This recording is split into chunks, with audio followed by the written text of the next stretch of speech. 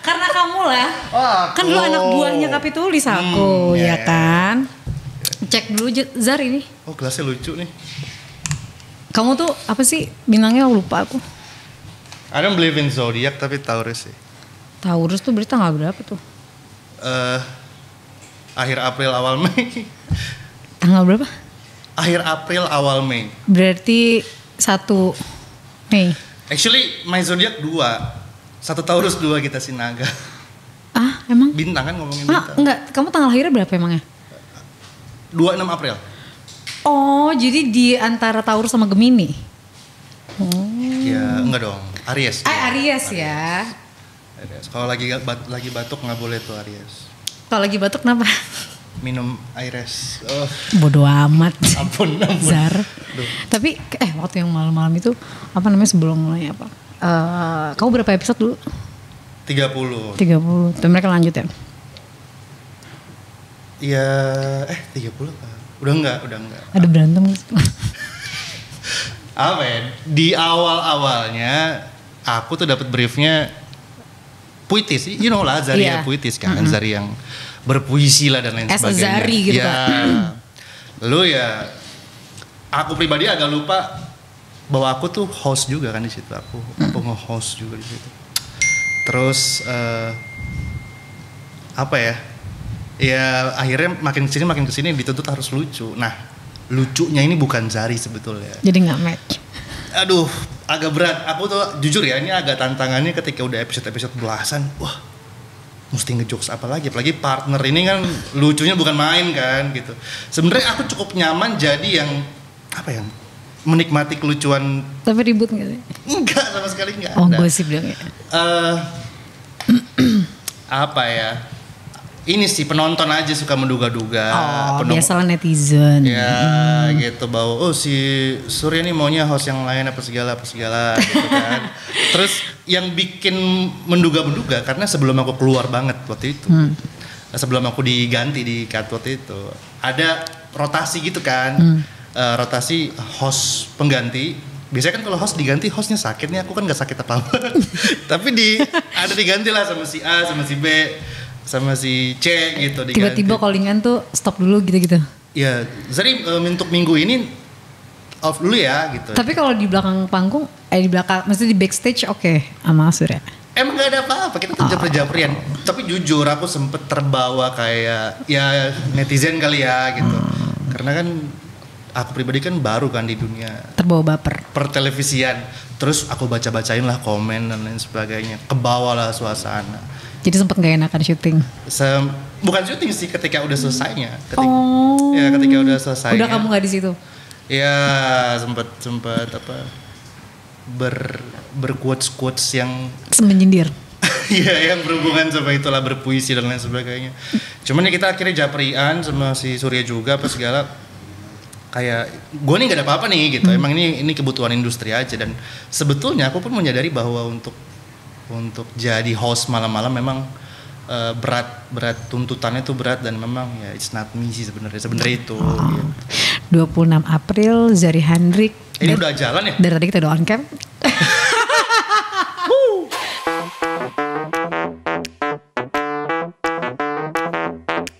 Welcome to Pantengin Podcast. Oke. Atau aman gak sih tadi? Aman ya? Aman dong, aman lah. Diminum dulu kopinya. Aku tahu Zari, cheers dulu kali ya. Cheers. Gelas ini terlalu besar untuk menuang air mata, terlalu kecil untuk melepas dahaga. Mampus. Gue juga pengen bikin lagi. By the way, Zari Hendrik, tadi kita sebelum memulai sempat ngobrol-ngobrol sebentar, kamu cerita tentang kamu berhenti merokok. Dan menurut aku itu sangat menarik karena bisa menginspirasi mungkin banyak orang di luar sana yang sampai sekarang menikmati rokok. Namun sebenarnya ada rasa ingin berhenti karena capek, terus-terusan ngerokok atau mikirin kesehatan dan lain sebagainya. Gimana caranya? Gue kenal lo soalnya lo perokok berat sih. Alasannya apa sih awalnya? Sebenarnya itu berangkat dari kesadaran dulu bahwa merokok itu salah. Oke. Ya. Selama kita sadar bahwa itu salah, ya makin lama kita dihantui kan sama kesalahan kita terus kan gitu. Mati loh. Iya kan? Puitis banget lagi.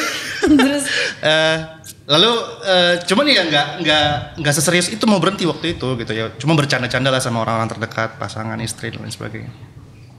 Ntar lah umur segini nih berhentilah gitu, masih panjang gitu. Oh, 21 lah gitu ya. Ya 24 lah, 24. Sekarang kan kebetulan 16. Kira gue 7 tahun.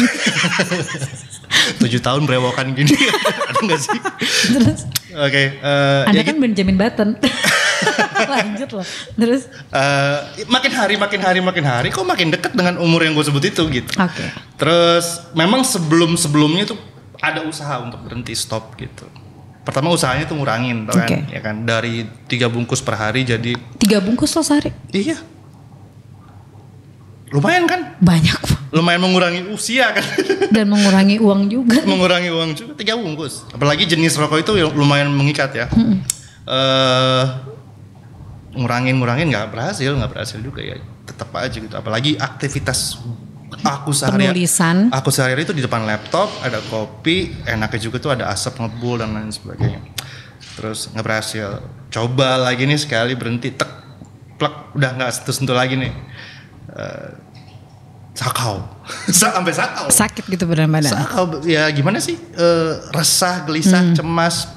Gundah gulana lah ya. Udah akhirnya sempat bisa nahan, tapi tiba-tiba keluar nih ke kantor dan lain sebagainya. Orang-orang pada ngerokok satu meja ketawa-tawa.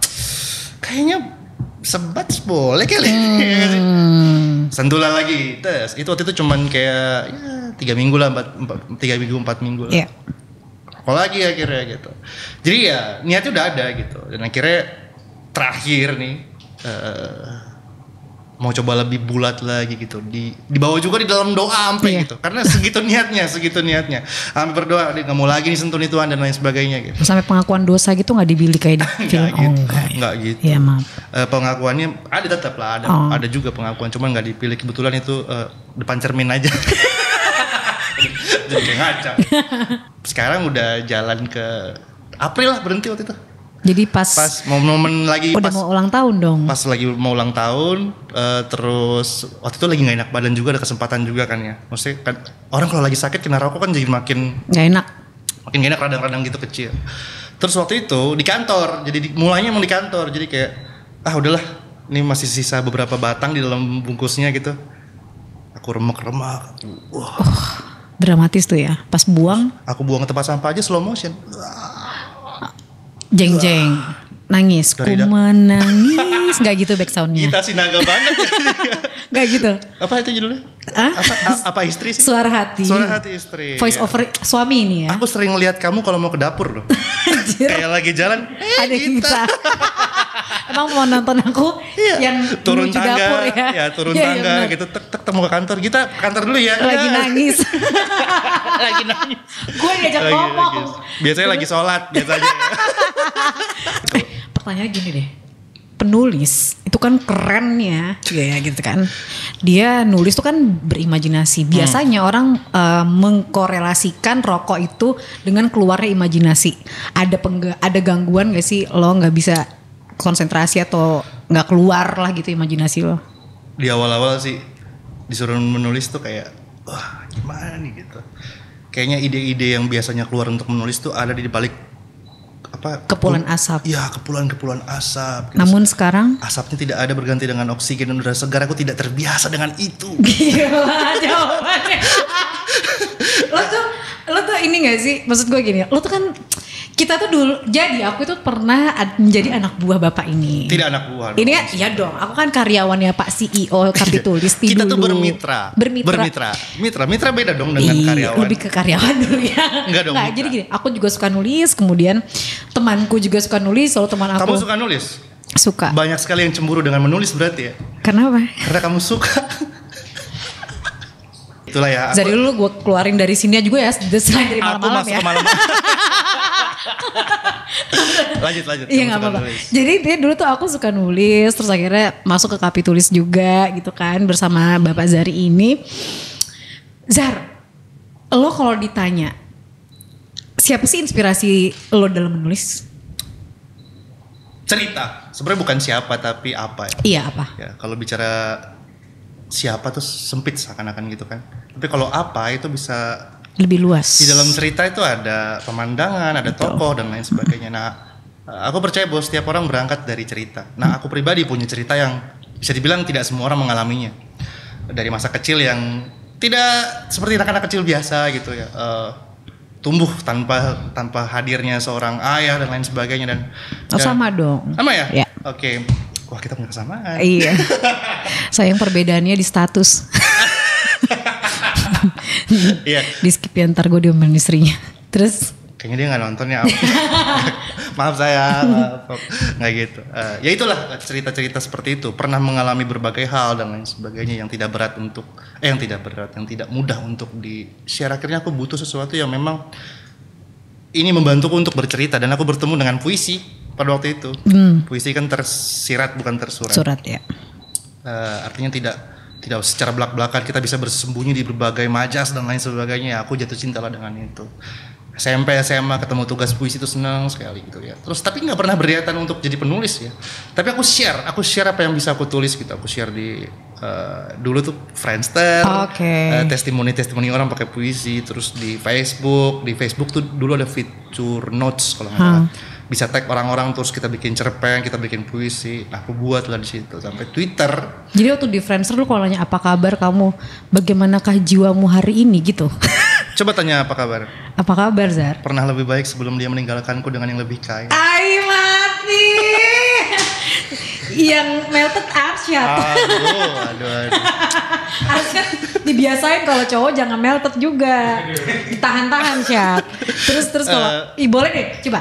Kalau aku tanya gini, kamu masih single? Coba jawaban puitisnya apa? Berdua sama kamu kuanggap satu. Oh, maksudnya sama gue tuh jadi nyata gitu. Kalau bisa aja sih? Gini deh, triggernya apa? Karena gini, kalau penulis tuh kan dipancing aku bisa, disuruh itu yang nggak bisa. Oh, jadi di malam-malam disuruh, oke. Gak kesana sih, nggak maksud aku gini. Bener sih. Iya bener ya. Tapi orang yang suka nulis pasti tahu juga kok. Oh gitu. Kayak, Gita tolong dong berpuitis. Nggak bisa tuh. Iya nggak bisa. Nggak bisa. Di segmen ini kamu tolong. Susah ya, berat ya. Susah tapi itulah banget. TV loh. Nah aku mau nanya gini, kalau orang suka nulis itu kan dia ada trigger ya. Berarti kan dia punya banyak sekali bank diksi-diksi di kepalanya dia. Nah, kamu berangkat dari mana? Apa kamu memang suka beli buku-buku puisi atau apa gitu? Iya, suka baca. Baca apa? Yang paling suka yang menurut kamu di situ diksi-diksinya telah menggugah raga, hati dan pikiranmu untuk menggoyangkan pena dan memberikan banyak tulisan. Susah nggak tuh jadi dia? Jadi dulu yang bikin aku benar-benar memandang bahwa aku mau nulis, aku menjadi penyair, penulis gitu. Aku nonton ada Padangan Cinta ya. Waktu itu kan punya pacar, cinta pertama, terus masih laku lah surat cinta dan lain sebagainya. Ketemulah kita berdua nih lagi dekat-dekat hari jadian, kita nonton AADC dan dari situlah gitu. So itu bicara soal karya membuat orang jadi berkarya lagi gitu. Oh jadi diksi-diksi dari puisinya Rangga yang aku itu maksudnya? Iya. Kan kalau bicara diksi kan berarti gini, penulis harus banyak baca supaya dia tahu banyak kosakata. Ini bicara bagaimana aku memulainya sih, bagaimana aku. Tapi kalau trigger dari sumpah ya gue nggak baca ini tuh kayaknya membuat gue menggugah gitu rasa gue gitu. Sebenarnya perbendaharaan kata aku tuh nggak sebegitu banyaknya, cuman ini bicara bagaimana merangkainya dan menempatkannya di dalam posisi yang tepat ya. Jadi menempatkan kata dalam posisi yang tepat aja. Kayak kamu tahu kan namun. Selain tetapi namun ada juga melainkan, itu nggak terlalu sulit sampai bahasanya yang kayak berat banget. Kebanyakan malah bahasa-bahasa yang atau diksi-diksi yang berat itu kan kita dengar di Indonesian Lawyers kalau orang politisi berdebat gitu kan ya. Tapi kalau aku pribadi ya lebih ke maksud kamu orang-orang di IELTS itu menggunakan diksi-diksi yang sulit dicerna padahal hanya untuk membelokkan keadaan kondisi gitu. Aku tidak menggiring opini ke situ tapi itu seolah ya. Seolah. Itu perumpamaan. Ya perumpamaan bahwa kenapa politisi perumpamaannya? Emang politisi? Oke, kita cut aja lah soal politisi. Maksudnya gini, pembacaku mengenal aku, Zari ini bahasanya sederhana, gampang dimaknai, bahkan bisa dituturkan. Itu salah satu ritual aku menulis ya. Apapun itu, baik itu bahkan untuk orderan ya yang masuk ke Kapitulis, bahkan untuk ya aku berkarya itu aku harus tuturkan kata-kata gitu. Apakah tulisan itu cukup manis didengarnya dalam segi ucapan gitu. Gitu. Nah, sekarang aku mau masuk ke Kapitulis nih. Jadi Kapitulis mungkin teman-teman belum banyak yang tahu, tapi mungkin penonton pantengin podcast belum ada yang ngeh apa itu Kapitulis. Tuh seperti ini ya, perusahaan copywriting, bener gak sih? Tapi yang bukan bisnis to bisnis aja, tapi bisnis to konsumen juga gitu ya. Nah, dari mana sih gini loh? Kalau misalnya gue suka minum kopi, gue punyalah ide untuk gue bikin coffee shop. Kalau gue suka nyanyi, pasti ujungnya gue pengen nyanyi ya. Tapi yang punya perusahaan copywriting yang bisnisnya basicnya bisnis to konsumen itu kan kayaknya mungkin kamu pionirnya. Itu gimana sih jembatan berpikirnya sampai akhirnya gue bikin Kapitulis nih. Jadi semua orang yang mau bikin surat cinta atau apa sampai itu jadi headline gitu. Nanti mungkin kita bisa selipkan headline-nya. Saking itu mencuri perhatian masyarakat. Berangkat dari mana nih Kapitulis? Sebetulnya kalau bicara Kapitulisnya itu berangkat dari sebelumnya aku sudah rame soal caption dan lain sebagainya. Nah, ini berangkat sebenarnya dari cuman iseng buat promo buku waktu itu. Di tahun 2018 aku baru rilis buku berjudul Titik Lemah. Nah, Twitter kebetulan followers aku udah lumayan banyak dan memang para pembaca aku lebih banyak hidup dan bersemayam di Twitter ya dibanding medsos yang lain. Anjir. Dan akhirnya aku buat promo, aku minta followers untuk share foto ke aku, foto apapun itu.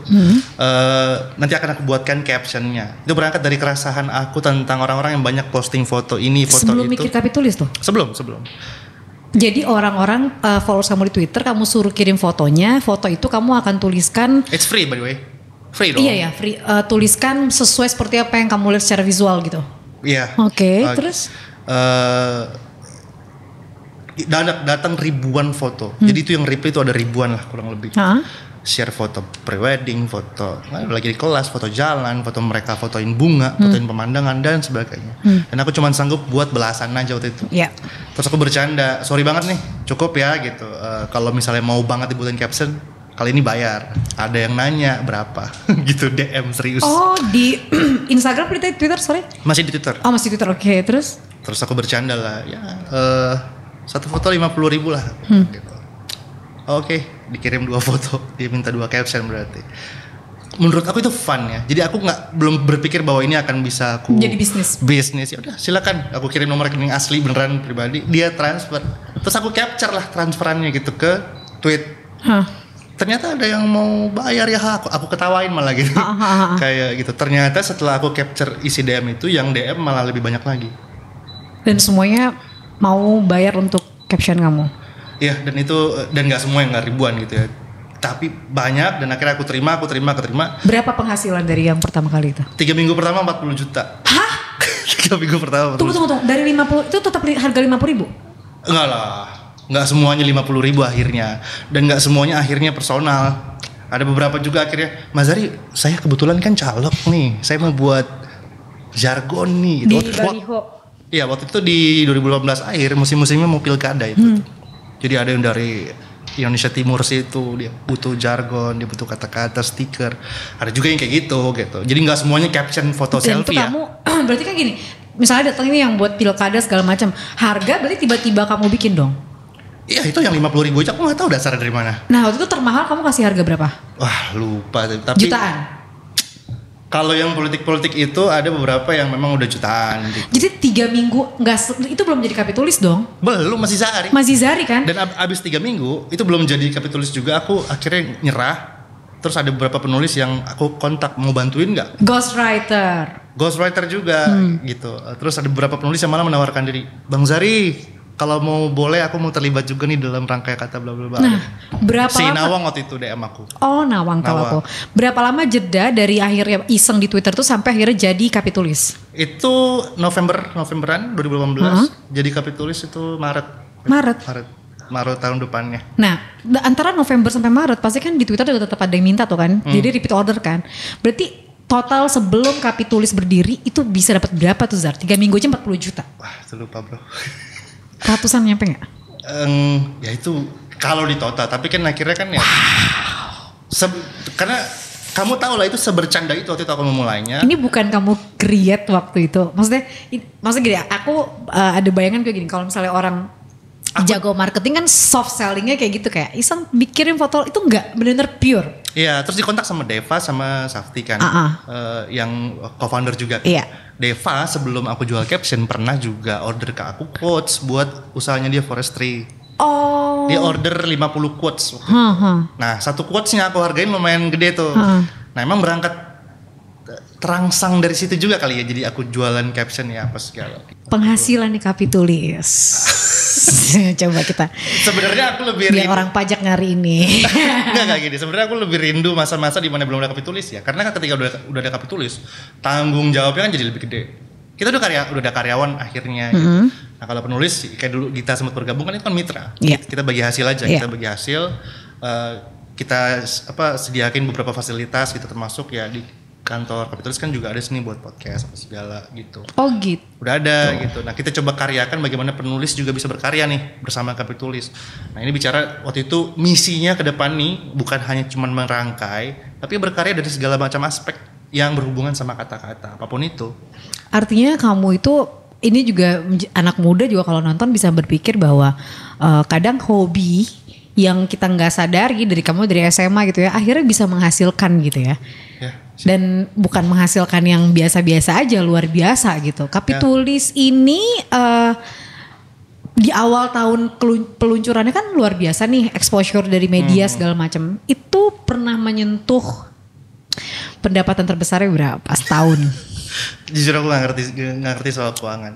Masa gak ngerti Pak CEO? Jadi memang ada timnya gitu. Jadi ada beberapa bagian yang aku tidak ngerti. Itu ya di handle sama beberapa orang lain. Termasuk kan yang udah gabung ke kita kan kayak Ivan Lanin. Terus masih Ivan Lanin. Masih ada Pak Almuh tadi dan lain sebagainya. Yang memang bagian-bagian yang ini nih dia yang menghandle. Nah, aku tuh juga lupa ya bagaimana ya. Bagian-bagian tertinggi kapan gitu apa. Susah juga kayak untuk topnya lupa lah ya. Bukan lupa sih apa ya. Berjalan begitu saja. Berjalan begitu saja.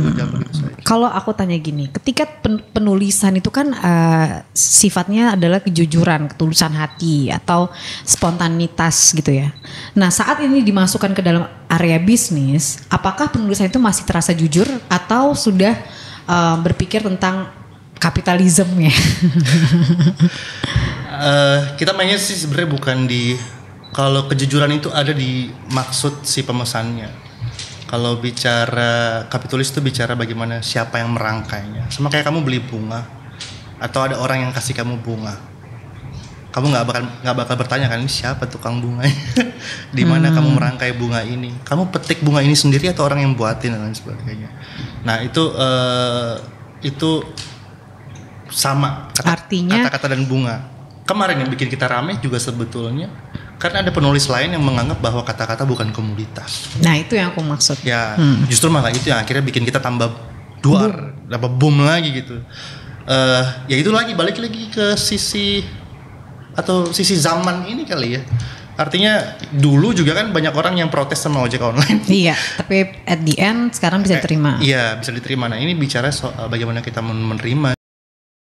Pemesan yang paling aneh sepanjang Kapitulis ada itu pemesan buat tulisan apa? Wah, kalau pemesan yang aneh-aneh banyak. Kamu pernah kebagian yang aneh gak? Aku udah lupa lagi, tapi yang paling menurut kamu kayak anjrit nih, gue inget banget nih gitu. Aduh, banyak sih. Menurut aku nama anak aja aneh loh. Masa nama anak sama kamu? Anak yang bikin siapa?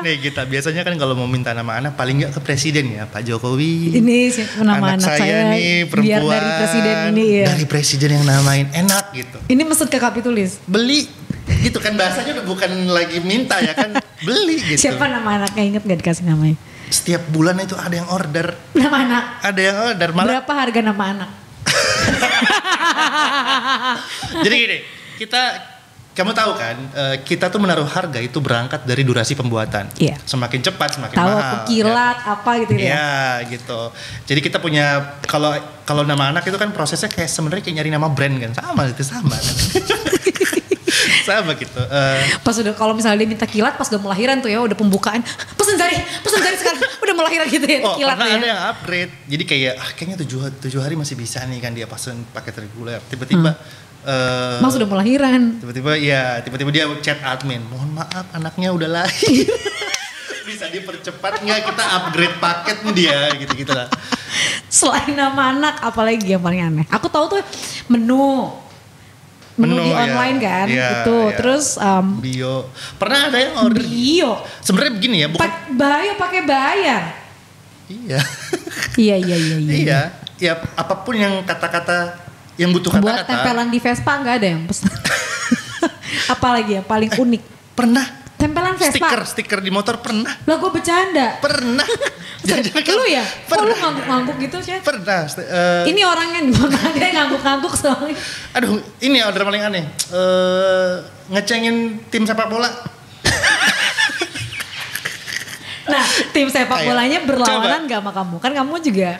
Dia lokal. Jadi dia punya perasaan yang sedemikian rupa lah tentang klub sepak bola. Nah, dia mau post lah itu. Emosi, jadi ngintanya ke Kapitulis. Kurang ngerti, makanya kadang-kadang gak paham. Itu kan 3 alasan kenapa orang order. Yang pertama nggak ngerasa bisa, yang kedua nggak ada waktu, yang ketiga suka aja sama penulisnya. Nah kadang-kadang ada beberapa orang yang alasannya ya dia sendiri yang tahu. Dia sendiri yang tahu, kita nggak tahu. Ngatain tinggal ngatain gitu ya. Iya, kayak ya aneh-aneh gitu. Lirik lagu juga kalau nggak salah Kapitulis pernah ngerjain. Pernah ada penyanyi dangdut. Lagu yang mana? Coba nyanyikan lagu dangdutnya. Ya itu di sini kita ini sudah ada term of condition, memang itu beli putus namanya. Jadi kalau misalnya ada artis-artis yang pengen nyanyi, terus pengen milikin juga lirik-liriknya. Jangan promo lu di sini. Iya, bercanda apa boleh. Terus ya order lah ke kita. Gitu. Aku tahu, mau dikasih tahu nggak teman-teman? Jamit kudasai. Itu bikin lirik-lirik seperti itu, kadang-kadang itu melawan. Itu kan kamu kan yang bikin? Bukan. Tapi setipe memang sama. Jamit kudasai. Salah satu briefnya adalah ya harus alay gitu. Dangdut kan. Ini ketemu nih titiknya sama yang tadi kutanyain. Kamu tuh kan penulis yang mencintai tulisan. Ketika kamu disuruh alay, itu kan keluar dari idealisme kamu. Berarti kamu menjadikan ini memang tulisan sebagai komoditas dong. Nah itu dia. Kita belajar menulis bukan hanya untuk diri sendiri. Baik. Tapi mewakili orang lain, termasuk kita harus menjawab beberapa orang yang memang punya keinginan-keinginan tertentu. Selama itu tidak bertabrakan dengan prinsip kita. Apa prinsipnya Kapitulis? Ya tidak untuk mengujar kebencian. Mengujar sepak bola? Apa tulisan yang pernah dibuat sama Kapitulis yang mungkin viral? Tapi tidak dari Kapitulis, misalnya kayak gue mesen gitu terus jadi viral, ada nggak?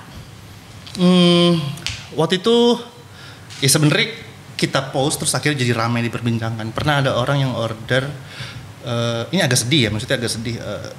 Foto lagi hamil, dia lagi megang kandungan. Oh gini, dia udah tahu bayi dalam kandungan ini harus selesai nih. Enggak bisa hidup. Dia panggil fotografer, dia foto. Dalam keadaannya setelah foto ini harus selesaikan gitu. Jadi waktu masih melendung gitu. Nah kita izin boleh nggak nih kita post karena ini ceritanya termasuk ya mewakili kisah seorang ibu dan anak kan gitu. Nah akhirnya kita share dan itu jadi rame gitu. Oh I see. Ada di Instagram kamu? Ada, cuma udah agak-agak lewat jauh.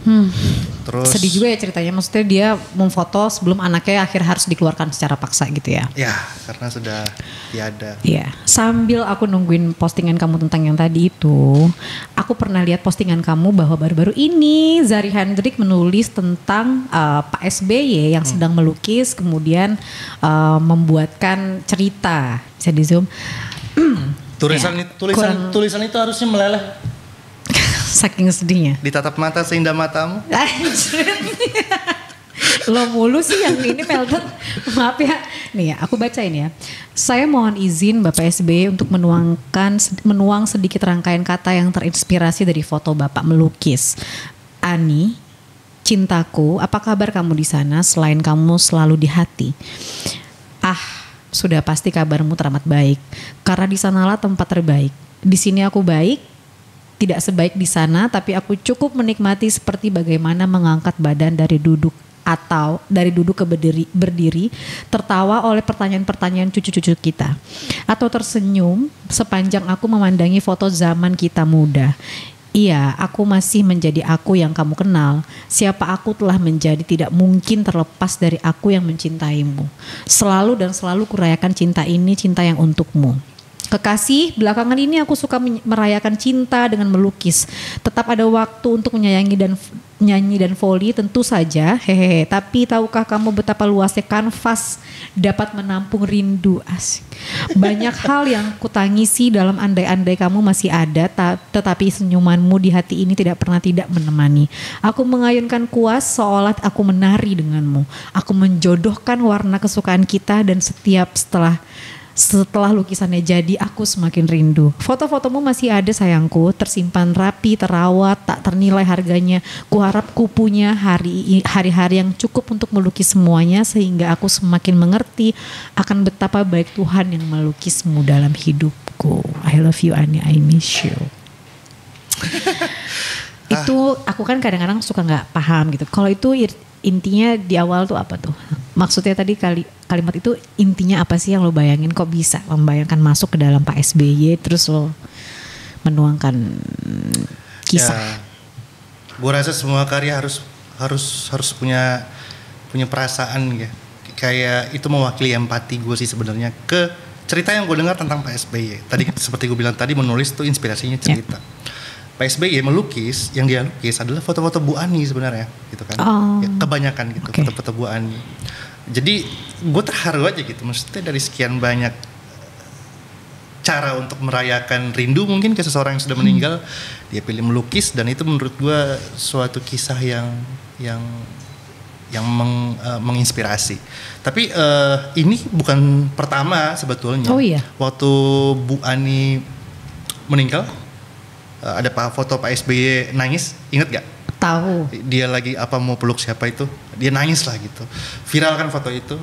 Lalu gue juga tersentuh dengan foto itu. Dan kamu tulis, dan itu sebenarnya lebih cuma beruntungnya postingan ini dapat respon dari Pak SBY langsung. Itu yang baru aku mau nanya nextnya. Ternyata postingan tersebut direspon langsung sama Pak SBY. Kalau nggak salah, Ananda Zari, terima kasih, bla bla bla bla bla gitu ya, kan. Nah itu. Atas untayan kata-kata indahnya. Wow, ini asli ya, bukan ini kan. Itu bener loh, ini Twitter langsung. Ada DM-an nggak sama Pak SBY setelahnya? Enggak sih, tapi menurut gua itu Pak SBY juga yang menulis. Karena beliau juga sebetulnya sudah merilis buku puisi. Oh iya. Kalau nggak salah sudah 2 buku puisi dirilis. Jadi memang betapa multi talented ya Pak SBY. Iya. Jadi presiden oke, melukis oke, main volley oke, menyanyi pun oke, gitu. Jadi intinya ternyata tulisan itu bisa mengantarkan kamu untuk mengenal banyak orang-orang di luar sana, bahkan sampai mantan presiden kita gitu ya. Iya, dapat respons dari mantan presiden ke-6. Gitu ya, itu suatu penghargaan juga menurut gue. Nah, kamu itu kan nulis direspons sama Pak SBY. Kamu bilang Pak SBY kan bisa nyanyi, bisa ngelukis, bisa apa, bisa. Kamu kan juga selain nulis sebenarnya bisa ngelucu. Jadi sebenarnya nggak relate sama kalimat kamu di depan. Kalau saya lucu, saya masih di malam-malam. Kita punya tayangan loh. Kita punya tayangan gimana kamu ada di stand up comedy Indonesia. Bro, apa ya? Ada berbagai ceng-cengan untuk seorang Zari Hendrik. Menurut gue, ceng-cengan paling ultimate adalah gue pernah stand up. Karena tapi bagus kok. Coba. Sangat, kalau boleh gue memohon ada sama beberapa pihak, kayak pihak Kompas TV dan lain sebagainya, untuk kalau boleh ya dilihat gue pas stand up, dilihat aja deh. Emangnya nggak ada yang ketawa? Bukan nggak ada yang ketawa ya, pas gue stand up. Boleh gak sih kita tampilin? coba. Aduh, itu pas gue kurus. Ya inilah. Ganteng banget lo Zari. Lo tuh dulu gue ngefans sama dia gara-gara liat Twitternya, terus ganteng nih penulis gitu. Iya kan itu gitu. Harusnya kan gue berpuisi kan. Ini sosok melawak kayak Panji. Coba nonton dikit. Saya bawa kata ya. Ini baju dari Kompas nih. Perempuan, salah satu tanggung jawab lelaki di dalam mencintai seorang perempuan adalah mendengar. Meskipun perempuan itu bawel, meskipun perempuan itu cerewet, meskipun perempuan tidak mengatakan apa-apa. Gue punya rumus, kalau lo pengen dengar cerita perempuan, kayak baca puisi gak sih? Tapi ada tadi yang nyengir, ada Zar. Lo pernah lihat orang nyengir kasihan gak? kayak kasihan banget nih orang, kapan selesainya gitu. Lu kok gitu sih menilai diri lo? Gak boleh. Enggak, bro, gue emang kalau soal stand up, menurut gue emang kayak Deva nih, kalau bercanda sama gue Japrian atau lagi nongkrong gitu, Zar stand up dong apa sih Zari, atau enggak Zari Suci gitu. Menurut gue itu ceng-cengan yang lumayan. Tapi nggak apa-apa loh gini, stand up komedian lucu itu biasa. Yang nggak lucu. Luar biasa. Coba kita mau denger nih. Enggak. Ini kan konsep TV banget. Coba dari Gue inget banget dulu gue punya materi gak jelas banget. Oke, gimana materi kita denger? Materi gue gini. Kenapa sih cewek kalau ke mall apa-apa dibilang lucu, Dia lihat tas, dia bilang ih tasnya lucu banget. Dia lihat sepatu, ih sepatunya lucu banget. Dia lihat gua, ih lucu. Lupa kan tuh. Gimana ya? Tekanan di backstage misalnya kayak stand up comedian komika lain kayak pasti lo gitu. Apa ya? Karena gue udah bergaul sebelumnya, mereka semua menganggap gue kayak abang aja. Bang Zari apa segala gitu. Zar, lo tuh kan suka banget berarti dengan hal-hal baru. Apalagi setelah Kapitulis yang mungkin kepikiran untuk lo bikin. Gue bermimpi banget sih pengen bikin skenario film ya. Emang belum? Belum pernah. Okay. Gue pengen punya kesempatan itu. Atau gue pengen bikin novel yang novelnya difilmkan. Gue udah pernah bikin novel satu ya, judulnya Leona. Ya kurang begitu banyak lah pembelinya gitu. Nah mungkin ya kedepannya sih gue pengen buat novel supaya novel itu bisa difilmkan gitu. Oke, tapi sampai sekarang belum nih ya? Belum. Oke, terus kesempatan waktu itu masuk sampai akhirnya ke malam-malam itu kan di saat euforia Zari Hendrik dengan Kapitulisnya kan heboh banget. Udah ada Kapitulis ya itu ya? Udah, justru menurut gue kayaknya itu deh momentum lo. Nah sampai sekarang lo memang nggak mau lagi ke acara TV. Kayaknya momentumnya adalah waktu itu gue diundang di The Comment. The Comment. Diundang di Comment waktu itu host tamunya tuh Surya sama si satu lagi siapa?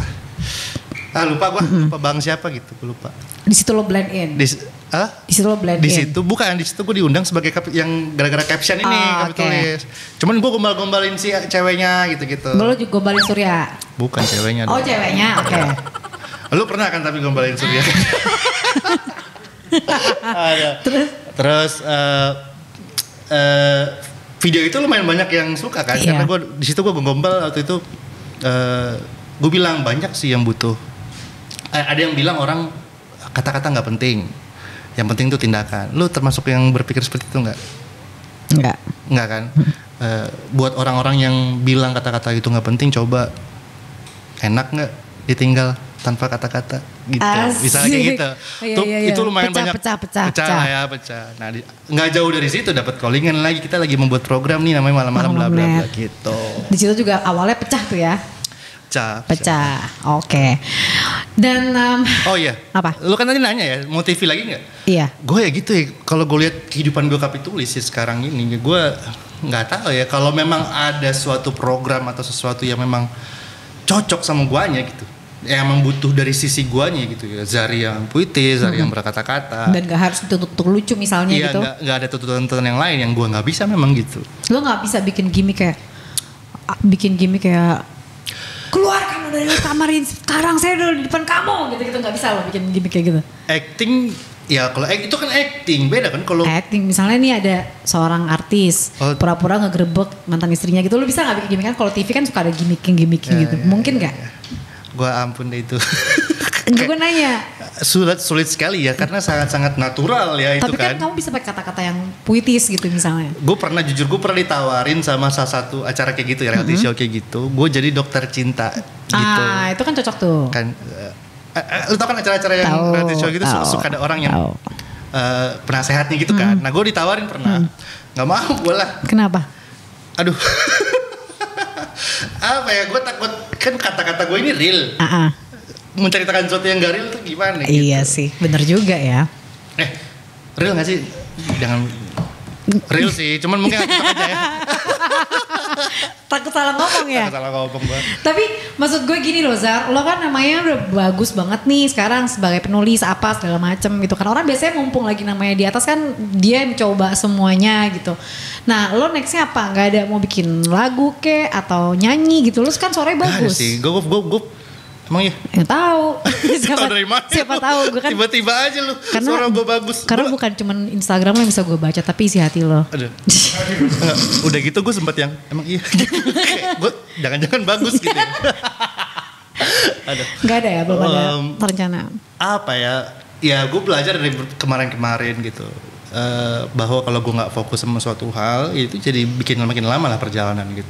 Gue kan sempet tersandung gitu ala-ala ikutan stand up dan lain sebagainya, itu kan nggak fokus gitu. Nah gue mau fokus aja sih di ngebangun kopi tulis, berkarir di bidang kata-kata, mendalami lagi copywriting seperti apa, karena ini udah tuntutan dong. Udah kalau udah bicara kopi tulis sudah bukan bicara kata-kata yang menye-menye lagi, udah bicara kata-kata yang puitis lagi, tapi udah ada copywriting, gue mesti ngerti nih marketing seperti apa dan lain sebagainya lah gitu. Jadi udah jadi startup belum sih bisa dibilang? Ya iyalah sebenarnya iya gitu. Udah akan mau ada bikin aplikasinya nggak? Ya kita udah ada obrolan ke situ, cuman menurut kita bahwa itu belum memberi pengaruh banyak gitu.